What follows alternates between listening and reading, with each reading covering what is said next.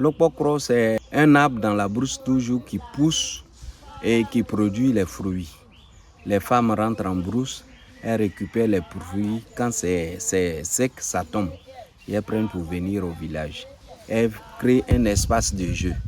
Et le jeu se joue après les travaux champêtres, les travaux de ménage. Elles créent un espace de jeu avec du sable.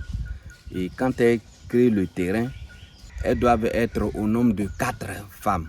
Ça, c'est pour les femmes, c'est un jeu de femmes seulement.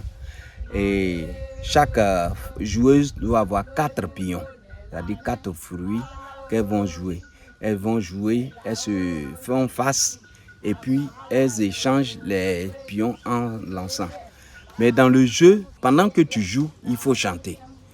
Si tu as chanté, ils vont te bouffer. Tu n'as pas chanté, ils vont te bouffer. Donc mieux vaut chanter. Voilà, c'est ce que le chant veut dire. Il faut lutter pour avoir assez de pions, récupérer les pions des autres joueuses. Quand vous lancez, elles lancent que ça se cogne, c'est évidemment ça doit se disperser. Et quand ça se disperse, il faut lutter pour récupérer. Celle qui aura amassé assez de pions, c'est elle qui est la joueuse dominante. Donc celle qui a perdu, on rétrécit son champ de jeu. Et jusqu'à ce que, quand le champ de jeu est rétréci, on paye, elle dit je paye ta main, soit la main gauche ou bien la main droite. Donc la main qui est payée, elle revient pour celle qui a payé la main évidemment. Donc il faudrait qu'elle lutte pour récupérer d'autres pions pour qu'elle puisse elle aussi acheter, puis elle va lutter.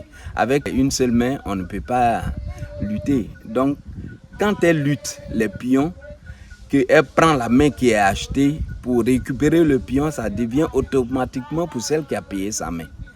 Et c'est comme ça jusqu'à ce qu'elle paye les 4 membres, c'est-à-dire les 2 pieds et puis les 2 bras, et le jeu est fini.